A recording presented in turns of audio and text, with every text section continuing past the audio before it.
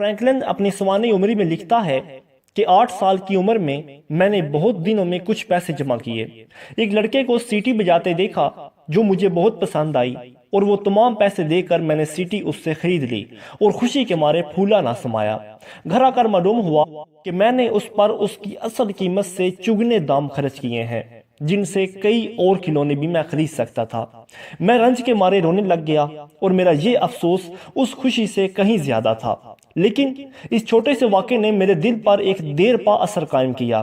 یعنی کئی دفعہ جب مجھے کسی غیر ضروری چیز خریدنے کی ترکیب ہوتی تو میں اپنے آپ سے کہتا کہ سیٹی کے لیے قیمت سے زیادہ مت خرچ کرو، اور یوں اپنا روپیہ بچا لیتا۔ جب میں بڑا ہو کر عملی دنیا میں داخل ہوا تو مجھے معلوم ہوا کہ دنیا ایسے بیوقوفوں سے بھری پڑی ہے جو سیٹی کی قیمت سے زیادہ اس پر خرچ کرتے ہیں۔ جب میں کسی شہرت کے طالب کو دیکھتا کہ محض حصول شہرت کی غرض سے وہ ملکی معاملات میں شور و غل مچاتا اور اپنے کاروبار میں تغافل کر کے مالی نقصان اٹھاتا ہے، تو میرے دل میں یہ خیال آیا کہ یہ سیٹی کے لیے زیادہ قیمت خرچ کرتا ہے۔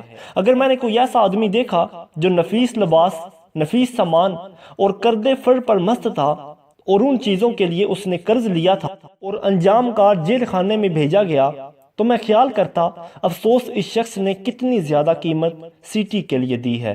الغرض میں نے نتیجہ نکالا کہ دنیا میں انسانی تکالیف کے بڑے حصے کا سبب یہ ہے کہ لوگ معاملے کی قیمت لگانے میں غلطی کرتے اور سیٹی کے لیے مناسب سے بہت زیادہ قیمت ادا کرتے ہیں۔